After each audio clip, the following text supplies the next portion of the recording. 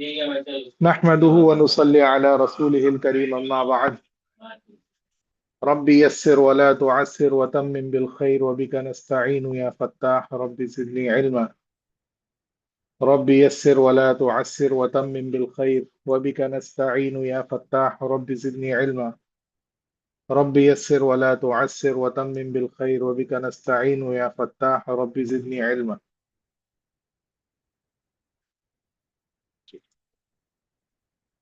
अल्हम्दुलिल्लाह आज का हमारा पांचवा सबक है और मुख्तसर तौर पर हमारे गुज़िश्ता सबक को हम रिवाइज करेंगे। पिछले सबक में हमने पढ़ा था कि दो या दो से ज्यादा कलीमे मिलकर अगर आए तो उसे मुरक्कब कहते हैं। दो या दो से ज्यादा कलीमे अगर मिलकर आए तो उसे मुरक्कब कहते हैं। अब अगर जिसे इंग्लिश में सेंटेंस कहते हैं, अब अगर उस मुरक्कब से हमें पूरी बात समझ में आ रही है और सामने वाला यानी कहने वाला अपना पूरा माना अदा कर रहा है तो उसे मुरक्कब ताम कहते हैं। और अगर सामने वाला उससे अपना पूरा माना बयान नहीं कर पा रहा या सुनने वाले को उससे पूरा फायदा हासिल नहीं हो रहा तो उसे मुरक्कब नाकिस कहते हैं। फिर हमने पढ़ा था कि मुरक्कब ताम का दूसरा नाम है जुमला। मुरक्कब ताम यानी कंप्लीट सेंटेंस, इसका दूसरा नाम है जुमला। तो आज हम मुरक्कब नाकिस को यानी इनकम्प्लीट सेंटेंस को थोड़ा साइड में रखेंगे और आज का जो हमारा टॉपिक है वो है मुरक्कब ताम। और मुरक्कब ताम का हमने पिछले सबक में पढ़ा था कि मुरक्कब ताम का दूसरा नाम होता है जुमला। तो आज इंशाल्लाह आज के सबक में हम समझेंगे कि मुरक्कब ताम यानी जुमले की कितनी किस्में हैं। और ये बहुत आसान सबक है, बहुत ही आसान सबक है। इंशाल्लाह ये आज का सबक समझ में आ जाएगा तो हमें सेंटेंस पहचानना आ जाएगा अरबी के अंदर। तो आज का हमारा सबक है जुमले की किस्में यानी मुरक्कब ताम की किस्में, जुमले की किस्में।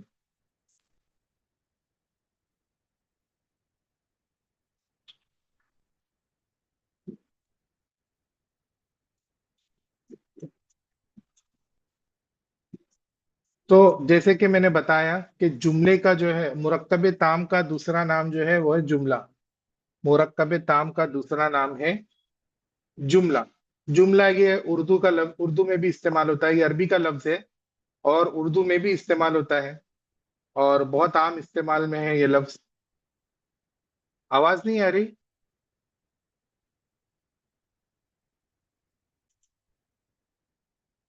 आवाज आवाज आ रही या नहीं आ रही मेरी? आवाज आ रही है, अच्छा ठीक है। तो जुमला ये उर्दू में भी इस्तेमाल होता है, जुमले के माने होते हैं सेंटेंस। और आज का जो हमारा सबक है वो है जुमले की किस्में। तो अरबी जुबान के अंदर जुमले की बुनियादी तौर पर दो किस्में होती है।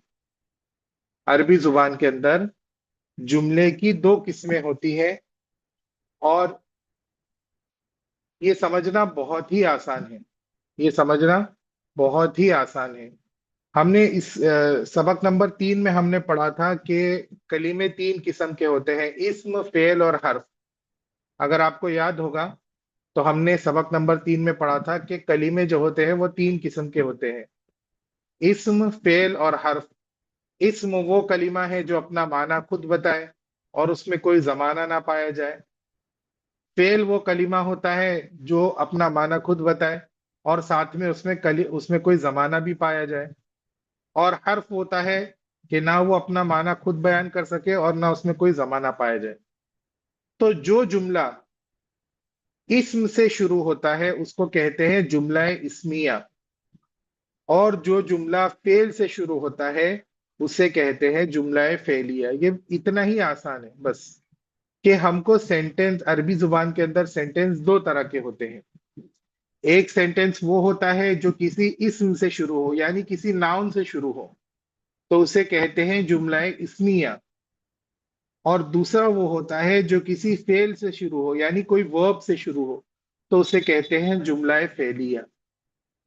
جی، ایک بار اور سمجھ لیں کہ مرکب تام یعنی کہ کمپلیٹ سینٹینس، اس کو عربی کے اندر جملہ کہتے ہیں. مرکب تام کو عربی کے اندر جملہ کہتے ہیں. اور جملے کی دو قسمیں ہوتی ہیں. جملے کی دو قسمیں ہوتی ہیں. پہلی قسم وہ ہے جو کہ اسم سے شروع ہو، اسے کہتے ہیں جملہ اسمیہ. اور دوسرا ہوتا ہے وہ جملہ جو فعل سے شروع ہو، اسے کہتے ہیں جملہ فعلیہ. تو یہ بہت ہی آسان ہے. جملہ اسمیہ وہ سینٹینس ہے جو کہ اسم سے شروع ہو، اور جملہ فعلیہ وہ سینٹینس ہے جو کہ فعل سے شروع ہو. میری اتنی بات سمجھ میں آ گئی؟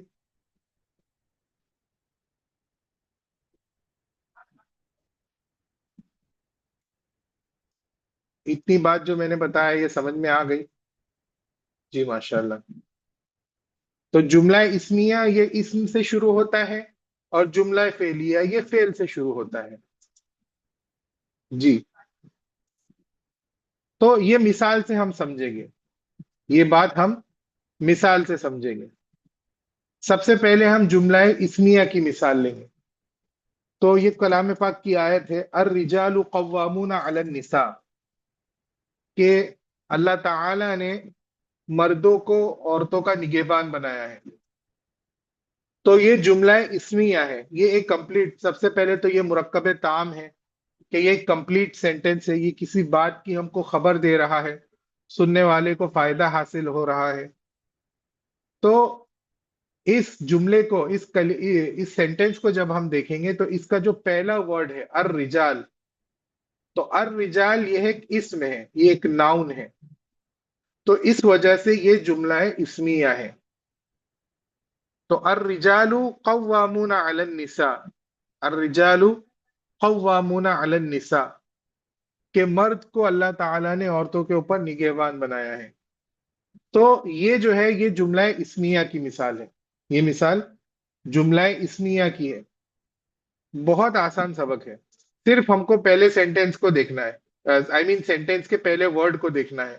اگر پہلا ورڈ اسم ہے تو وہ جملہ اسمیہ ہے، اگر پہلا ورڈ فعل ہے تو وہ جملہ فعلیہ ہے. جی، بہت آسان سبق ہے. انشاءاللہ اللہ تعالیٰ عافیت سے سمجھا دے. تو الرجال قوامون علی النساء، اس میں رجال جو ہے یہ اسم ہے. تو اس سے ہمیں سمجھ میں آیا کہ یہ جملہ اسمیہ ہے. اسی طرح ہم جملہ فعلیہ کی مثال دیکھیں گے. تو جملہ فعلیہ کس کو کہتے ہیں؟ جملہ فعلیہ کہتے ہیں وہ جملہ جس کا پہلا ورڈ فعل ہو. جس کا پہلا ورڈ فعل، یہ انگلش والا فعل نہیں بلکہ عربی والا فعل یعنی ورب. تو پہلا ورڈ اگر سینٹینس کے اندر ورب ہوگا، ورب یعنی فعل ہوگا، تو وہ جملہ فعلیہ ہے. جیسے کہ یہ مثال جو ہمارے سامنے ہے، خلق اللہ السماوات والارض. تو خلق یہ ایک فعل ہے. یہ کیسے سمجھ میں آیا کہ فعل ہے؟ پہلے تو یہ اپنا معنی خود بیان کر رہا ہے، یعنی بنایا. اور دوسرا اس کے اندر ٹینس پایا جا رہا ہے، پاسٹ ٹینس اس کے اندر پایا جا رہا ہے، یعنی ماضی کے اندر جو کام ہوا ہے اس کے بارے میں بتایا جا رہا ہے کہ اللہ تعالیٰ نے بنا دیا. اللہ تعالیٰ نے آسمانوں اور زمین کو بنایا، یعنی گزشتہ زمانے میں، پاسٹ ٹینس میں. تو یہ جملہ فعلیہ کی مثال ہے. تو وہ جملہ جس کا پہلا ورڈ فعل ہو وہ ہے جملہ فعلیہ، اور وہ جملہ جس کا پہلا ورڈ اسم ہو وہ ہوتا ہے جملہ اسمیہ. یہ تھا ہمارے آج کے سبق کا اوور ویو کہ جملے کی دو قسمیں ہیں. جملہ، واپس سے میں دہراتا ہوں ایک بار، کہ مرکب تام یعنی معنی دار سینٹینس، وہ سینٹینس جس سے سننے والے کو کچھ فائدہ حاصل ہو رہا ہو، کوئی معنی حاصل ہو رہا ہو. تو وہ دو طرح کے، اس کو جملہ بھی کہتے ہیں. تو جملے دو طرح کے ہوتے ہیں، یا تو وہ جملہ اسمیہ ہوگا یا تو جملہ فعلیہ ہوگا. جملہ اسمیہ وہ جملہ ہے جس کا پہلا ورڈ اسم ہو، اور جملہ فعلیہ وہ جملہ ہے جس کا پہلا ورڈ فعل ہو یعنی ورب ہو. اب جو ہے آج کا جو ہمارا ٹاپک ہے وہ ہم جملہ اسمیہ کو ڈیکنسٹرکٹ کریں گے.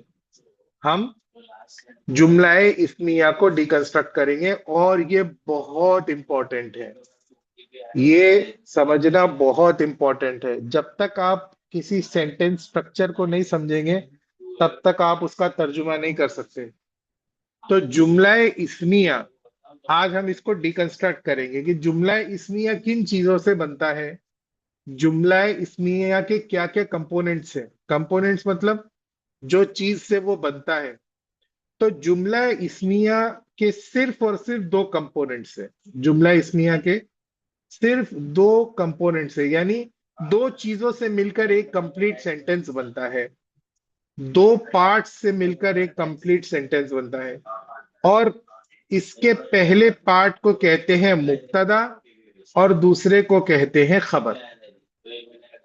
جملہ اسمیہ وہ جملہ جس کا پہلا ورڈ اسم ہو، وہ دو کمپوننٹ سے بنتا ہے، دو دو چیزوں سے بنتا ہے۔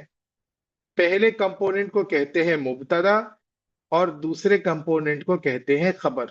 جب مبتدا اور خبر یہ دونوں ملتے ہیں تو اس سے جملہ اسمیہ بنتا ہے۔ یہ بہت آسان ہے، یہ سب الفاظ آپ لوگوں کے لیے نئے نئے ہیں، اس لیے سننے میں تھوڑا کنفیوزنگ لگ رہا ہوگا، لیکن یہ جب آپ انشاءاللہ اس کی مثالیں دیکھیں گے تو آپ کو سمجھ میں آئے گا کہ یہ بہت آسان ہے۔ اللہ تعالیٰ مجھے صحیح طریقے سے سمجھانے کی توفیق عطا فرمائے۔ تو جملہ اسمیہ یہ دو کمپوننٹ سے بنتا ہے، پہلے کو کہتے ہیں مبتدا اور دوسرے کو کہتے ہیں خبر۔ مبتدا کا مطلب پہلے آنے والی چیز، مبتدا کا مطلب پہلے آنے والی چیز یعنی فرسٹ، اور خبر کا مطلب تو خبر، خبر ہمارے اردو میں بھی استعمال ہوتا ہے، نیوز۔ تو مبتدا اور خبر یہ ہم بار بار آج کے سبق میں آپ کو سننے ملے گا۔ تو مبتدا اور خبر سے مل کر جملہ اسمیہ بنتا ہے۔ انشاءاللہ اب ہم اس کی مثالیں دیکھیں گے تو یہ بات اور اچھے سے سمجھ میں آ جائے گی انشاءاللہ۔ تو یہ ہماری پہلی مثال ہے مبتدا اور خبر کی۔ اب یہاں دیکھیے ذالک الکتاب لا ریب فیہ، ذالک الکتاب لا ریب فیہ، یہ کلام پاک کی آیت ہے جس کا ترجمہ ہے کہ یہ وہ کتاب ہے جس میں کوئی شک و شبہ نہیں، یہ وہ کتاب ہے جس میں کوئی شک و شبہ نہیں۔ تو اب ذالکا یہ اسم ہے، ذالکا کیا ہے؟ ذالکا اسم ہے۔ اس سے ہمیں سمجھ میں آیا کہ یہ جملہ اسمیہ ہے۔ دیکھیے میں آپ کو سینٹینس کو ڈیکنسٹرکٹ کرنے کا طریقہ بتا رہا ہوں۔ جب بھی کسی سینٹینس کو ہم دیکھیں گے سب سے پہلے اس کے پہلے ورڈ کو دیکھیں گے کہ کیا ہے۔ اگر اس کا پہلا ورڈ اسم ہے تو ہم کہیں گے کہ ہاں یہ جملہ اسمیہ ہے، ٹھیک ہے۔ اب جبکہ یہ جملہ اسمیہ ہے تو اب ہمیں اس میں مبتدا اور خبر کو پہچاننا ہے کہ اس میں مبتدا کیا ہے اور خبر کیا ہے۔ تو پہلے سینٹینس کو دیکھیں گے، سینٹینس کے فرسٹ ورڈ کو دیکھیں گے، فرسٹ ورڈ سے ہمیں اگر پتا چل گیا کہ یہ جملہ اسمیہ ہے تو ہم اس کے اندر اب مبتدا اور خبر کو تلاش کریں گے۔ تو ہماری یہ جو مثال ہے ذالک الکتاب لا ریب فیہ، یہ وہ کتاب ہے جس کے اندر کوئی شک نہیں۔ اللہ تعالیٰ فرما رہے ہیں قرآن کے بارے میں کہ یہ وہ کتاب ہے جس کے اندر کوئی شک نہیں۔ اب ذالک الکتاب یہ ہے مبتدا اور لا ریب فیہ یہ ہے خبر۔ ذالک الکتاب یہ ہے مبتدا اور لا ریب فیہ یہ ہے خبر۔ مبتدا اور خبر کے درمیان ایک طرح کا کنیکشن ہوتا ہے، ایک طرح کا تعلق ہوتا ہے جو ان دونوں کو آپس میں جوڑتا ہے۔ اب ہم صرف ذالک الکتاب کہیں گے کہ یہ کتاب، تو یہ تو مرکب ناقص ہوا، اس سے پوری بات سامنے والے کو سمجھ میں نہیں آ رہی ہے۔ لیکن جیسے ہی میں نے اس کے آگے لگایا لا ریب فیہ کہ جس کے اندر کوئی شک نہیں، تو اب یہ بات ہماری مکمل ہو گئی، تو یہ بن گیا جملہ اسمیہ۔ تو ہمارا مبتدا اور خبر مل کر یہ جملہ اسمیہ بن گیا۔ تو اس سے ہمیں ایک اور بات یہ سمجھ میں آئی کہ جو سینٹینس ہوتا ہے، جو جملہ اسمیہ ہوتا ہے، اس کا جو فرسٹ پارٹ ہوتا ہے وہ مرکب ناقص ہوتا ہے۔ یعنی اگر صرف ہم مبتدا کو لے لیں تو مبتدا بذات خود ان اٹ سیلف وہ انکمپلیٹ ہوتا ہے۔ یعنی اگر میں صرف کہوں ذالک الکتاب کہ یہ کتاب، تو اس سے یہ بات سمجھ میں آ رہی ہے، تو اس سے یہ بات سمجھ میں آ رہی ہے کہ بھائی ذالک الکتاب کیا، یہ کتاب کیا، یہ کتاب اچھی ہے، یہ کتاب پرانی ہے، یہ کتاب نئی ہے، یہ کتاب بڑی ہے۔ سننے والا کیا سے جواب سوال کر سکتا ہے، لیکن جیسے ہی میں نے لگایا لا ریب فیہ، جس کے اندر کوئی شک نہیں، تو اب یہ کمپلیٹ سینٹینس ہو گیا۔ اس میں ذالکا جو ہے وہ اسم ہے، ذالکا کیا ہے؟ یہ اسم ہے۔ اسم کی کئی ساری قسمیں ہیں، اسم کی کئی ساری قسمیں ہیں، فعل کی کئی ساری قسمیں ہیں، وہ انشاءاللہ جیسے جیسے ہمارا سبق آگے پڑے گا تو ویسے ہی ہماری یہ جو بات آپ کی اور سمجھ میں آئے گی۔ ذالکا جو ہے یہ اسم اشارہ ہے، یعنی جس ورڈ کے ذریعے کسی چیز کی طرف اشارہ کیا جائے، جیسے انگلش میں دس کا استعمال ہوتا ہے، تو دس یہ اس میں اشارہ ہے، یعنی وہ اسم جس کے ذریعے کسی چیز کی طرف اشارہ کیا جائے، تو ذالکا یہ اسم اشارہ، تو اسم ہونے کی وجہ سے یہ جملہ اسمیہ ہے۔ اب ذالک الکتاب، تو یہ ذالک الکتاب یہ بذات خود انکمپلیٹ ہے، تو یہ مبتدا ہوا، اور جیسے ہی ہم نے اس کے آگے لگا دیا لا ریب فیہ، تو اب یہ دونوں مل کر یعنی مبتدا اور خبر مل کر یہ جملہ اسمیہ بن گیا۔ بھائی بات سمجھ میں آ رہی ہے؟ مبتدا اور خبر یہ دونوں مل کر ایک کمپلیٹ سینٹینس جملہ اسمیہ بن رہا ہے۔ جی ماشاءاللہ، ٹھیک ہے۔ اب ہم اس کی دوسری مثال دیکھیں گے۔ پہلا جو میں نے پہلی مثال آپ کو دیا، یہ ایک بیلنس مثال ہے کہ مبتدا بھی بیلنس، مبتدا بھی دو کلمے ہیں اور خبر بھی دو کلمے ہیں۔ اب یہ ہماری دوسری مثال جو ہے، ہاذا عذاب علیم، یہ ایک دردناک عذاب ہے، یہ بھی قرآن پاک کی آیت ہے، ہاذا عذاب علیم، یہ ایک دردناک عذاب ہے۔ اب اس میں ہاذا جو ہے، ہاذا یہ بھی اسم ہے، ہاذا بھی اسم ہے، تو ہمیں اس سے پتا چلا کہ یہ جملہ اسمیہ ہے۔ اب جب جملہ اسمیہ ہے تو ہمیں اس میں مبتدا اور خبر کو پہچاننا ہوگا۔ مبتدا اور خبر کو پہچاننا یہ سب سے اہم چیز ہے، سب سے امپورٹنٹ چیز ہے۔ اگر آپ کو کسی سینٹینس کا ترجمہ کرنا ہے، اس کے سٹرکچر کو سمجھنا ہے، تو آپ کو سب سے پہلے اس کو یہ ڈٹرمن کرنا ہوگا کہ یہ کون سا جملہ ہے، آیا کہ یہ جملہ اسمیہ ہے یا فعلیہ ہے۔ جب آپ نے اس کو ڈٹرمن کر لیا کہ ہاں یہ جملہ اسمیہ ہے، تو اب اس کے اندر آپ کو مبتدا اور خبر کو پہچاننا ہوگا۔ تو اب ہم دوسری مثال کو دیکھیں گے، ہاذا عذاب علیم، یہ ایک دردناک عذاب ہے۔ تو اس میں ہاذا جو ہے یہ مبتدا ہے، اور عذاب علیم یہ دردناک عذاب یہ خبر ہے۔ تو ہاذا، تو جب ہم ہاذا کہہ رہے تو ہاذا سے تو پوری بات سمجھ میں نہیں آ رہی بھائی، یہ کیا؟ دس، تو دس سے کیا؟ پوری بات سمجھ میں نہیں آ رہی۔ یا پھر اگر ہم کہہ لیں یہ چیز، ہاذا الشیء، یہ چیز، تو بھائی یہ چیز کیا؟ تو پھر اس کو آگے اور ایکسپلین کرنے کے لیے بتانا پڑے گا عذاب علیم، کہ یہ ایک دردناک عذاب ہے۔ تو ہاذا اس میں مبتدا ہے اور عذاب علیم یہ خبر ہے، عذاب علیم یہ خبر ہے۔ تو مبتدا اور خبر سے مل کر یہ ہو گیا جملہ اسمیہ۔ بھائی سمجھ میں آ رہی ہے بات؟ آج کے سبق میں ہم کو صرف دو باتیں سمجھنا ہے، ایک تو جملہ اسمیہ کو سمجھنا ہے، اور دوسرا مبتدا اور خبر کو سمجھنا ہے۔ اگر ہمیں یہ دو بات سمجھ میں آ رہی ہے تو الحمدللہ ہمارا آج کا سبق جو ہے سکسیسفل رہا۔ صرف دو چیزوں کو دیکھنا ہے، آیا کہ یہ جملہ اسمیہ ہے یا فعلیہ ہے، دوسرا اگر جملہ اسمیہ ہے تو اس میں مبتدا کیا ہے اور خبر کیا ہے۔ تو یہ ہماری دوسری مثال ہو گئی، ہاذا عذاب علیم۔ تو ہاذا یہ مبتدا ہے اور عذاب علیم یہ خبر ہے۔ اب ہماری تیسری مثال کو دیکھیں گے۔ اس مثال کے جو جن لوگوں نے ہوم ورک کمپلیٹ کر کے بھیجے وہ تھوڑے سے کنفیوز تھے اس کے بارے میں، تو انشاءاللہ آج ان کی کنفیوژن دور ہو جائے گی کہ الذین کیا ہے۔ الذین، الذین کفروا وکذبوا بآیاتنا اولئک اصحاب النار، الذین کفروا وکذبوا بآیاتنا اولئک اصحاب النار۔ اب الذین یہ اسم موصول ہے، یہ اسم موصول کیا ہوتا ہے وہ ہم انشاءاللہ آگے کے سبق میں پڑھیں گے۔ بہرحال یہ اسم ہے الذین، اس وقت آپ اس کو اتنا ہی سمجھ لیجئے کہ یہ اسم ہے۔ انشاءاللہ جب ہمارا سبق آگے بڑھے گا تو ہم کو سمجھ میں آئے گا کہ کتنے طرح کے اسم ہوتے ہیں، اس وقت ہمیں یہ بات سمجھ میں آئے گی کہ اسم موصول کیا ہے۔ ابھی آپ اس کو اتنا سمجھے کہ یہ اسم ہے، ٹھیک ہے بھائی؟ جب یہ اسم ہے تو یہ جملہ اسمیہ ہوا۔ اب جبکہ یہ جملہ اسمیہ ہے تو ہم کو اب اس کے اندر مبتدا اور خبر کو تلاش کرنا ہے.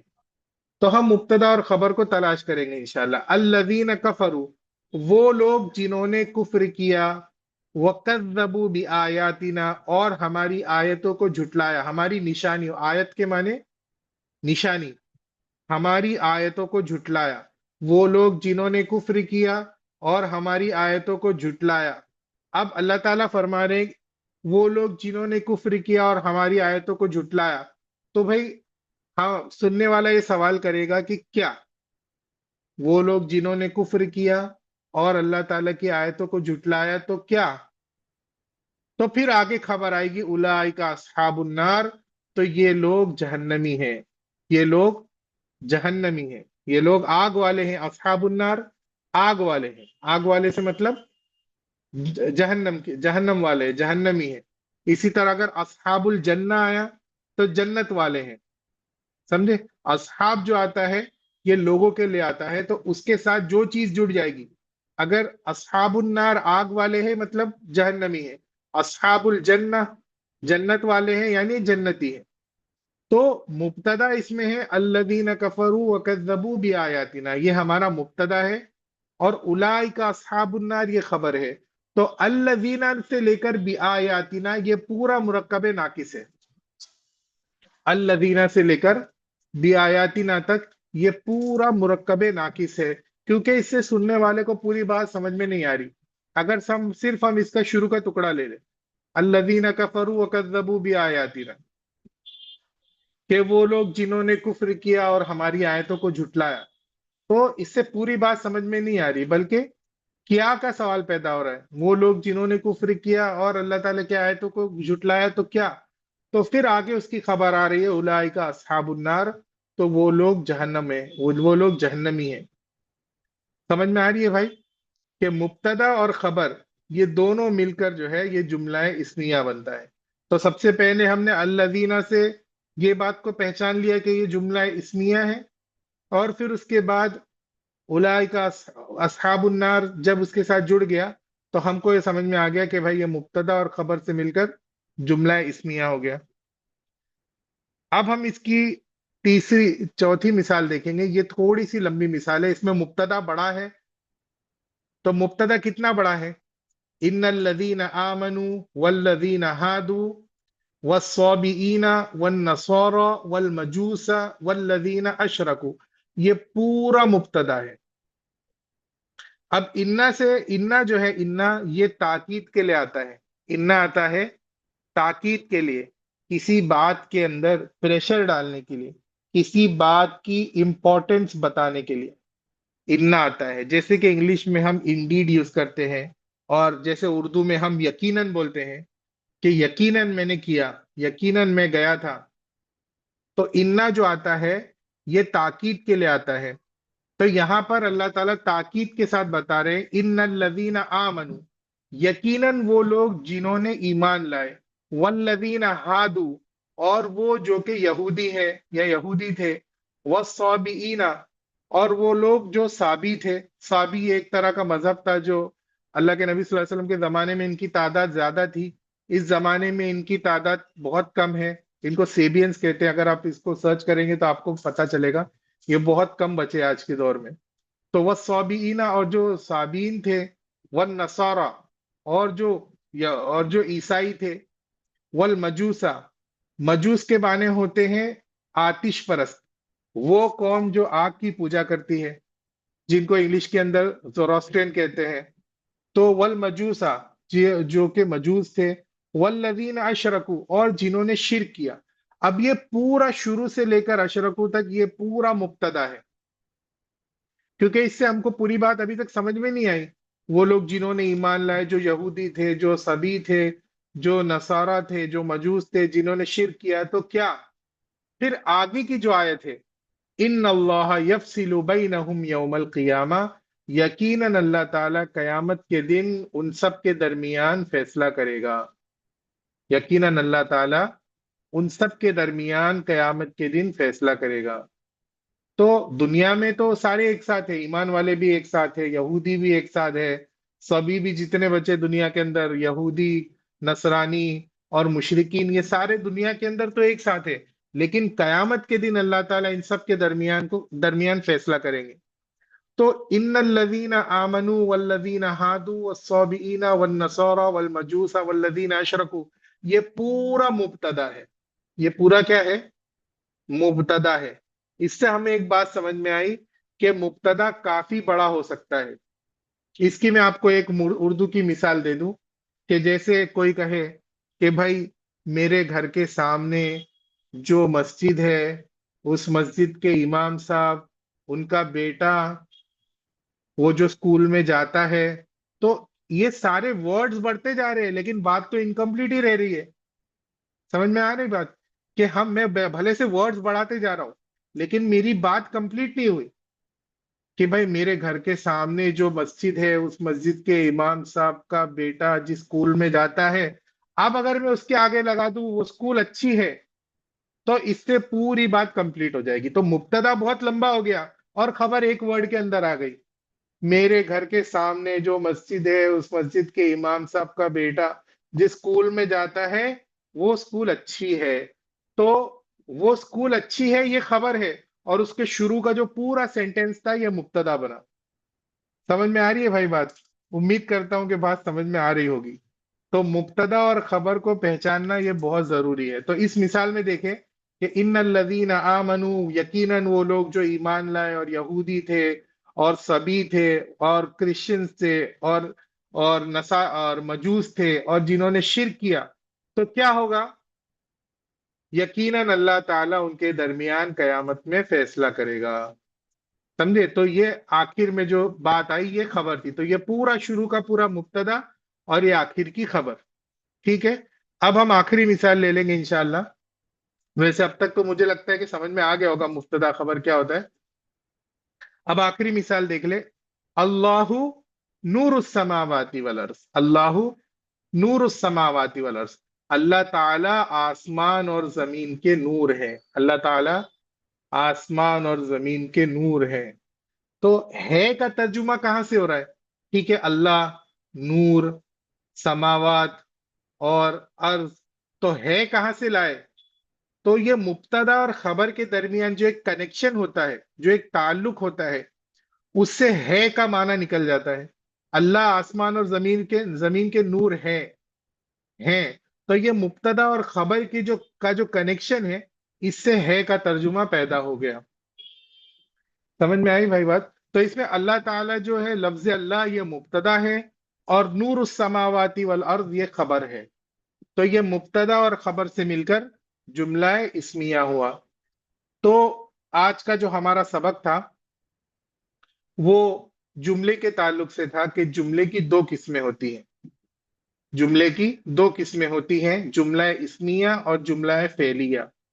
جملہ اسمیہ وہ جملہ ہے جو کہ اسم سے شروع ہوتا ہے، اور جملہ فعلیہ وہ جملہ ہے جو کہ فعل سے شروع ہوتا ہے۔ پھر ہم نے آج کا جو سبق تھا وہ مین ہمارا یہ تھا کہ جملہ اسمیہ کس کو کہتے ہیں۔ تو ہم نے یہ سمجھا کہ جملہ اسمیہ یہ دو کمپوننٹ سے مل کے بنتا ہے۔ پہلے کمپوننٹ کو کہتے ہیں مبتدا اور دوسرے کو کہتے ہیں خبر۔ تو مبتدا اور خبر سے مل کر جملہ اسمیہ بنتا ہے۔ تو مبتدا اور خبر کو پہچاننا یہ ہمارے لیے بہت ضروری ہے، اور اس کی کئی سینکڑوں مثالیں میں اردو میں آپ کو دے سکتا ہوں۔ عربی قرآن کے اندر تو ہے ہی مثالیں، اردو کے اندر بھی ہم جو بات چیت کرتے ہیں اس کے اندر ہم کو مبتدا اور خبر تلاش کرنا ہے۔ جیسے میں کہوں کہ آج کا کھانا بہت اچھا تھا، آج کا کھانا بہت اچھا تھا، تو آج کا کھانا یہ مبتدا ہوا اور اچھا تھا یہ اس کی خبر ہو گئی۔ اسی طرح میں بولوں کہ میرے بھائی نے جو گاڑی خریدی وہ بہت مہنگی ہے، تو میرے بھائی نے جو گاڑی خریدی تو یہ مبتدا ہوا، اور مہنگی ہے یہ اس کی خبر ہو گئی۔ اسی طرح میں کہوں کہ میرے والد صاحب بہت اچھے آدمی تھے، تو میرے والد صاحب یہ مبتدا ہوا، اور اچھے آدمی تھے یہ اس کی خبر ہو گئی۔ تو اسی طرح ہم کو مبتدا اور خبر کو تلاش کرنا ہے۔ اردو کے اندر تو ہمارے لیے تلاش کرنا بہت آسان ہے کیونکہ ہماری زبان ہے۔ عربی کے اندر اس وقت ہم کو اسی وقت سمجھ میں آئے گا جبکہ ترجمہ ہمارے سامنے ہوگا۔ جیسے ابھی سامنے ہمارے ترجمہ ہے تو ہم مبتدا اور خبر اس کی عافیت کے آسانی کے ساتھ نکال رہے ہیں۔ تو انشاءاللہ دھیرے دھیرے یہ سمجھ میں آئے گا۔ اور میں انشاءاللہ شام تک اس کی ایکسرسائز بھیجوں گا، جس میں مبتدا اور خبر کو ڈیفرینشیٹ کرنا ہوگا۔ امید کرتا ہوں کہ سبق سمجھ میں آ گیا۔ بھئی آیا سبق سمجھ میں؟ جی الحمدللہ، ٹھیک ہے۔ اللہ تعالی ہم سب کو عربی زبان کا فہم عطا فرمائے۔ وآخر دعوانا ان الحمد للہ رب العالمین۔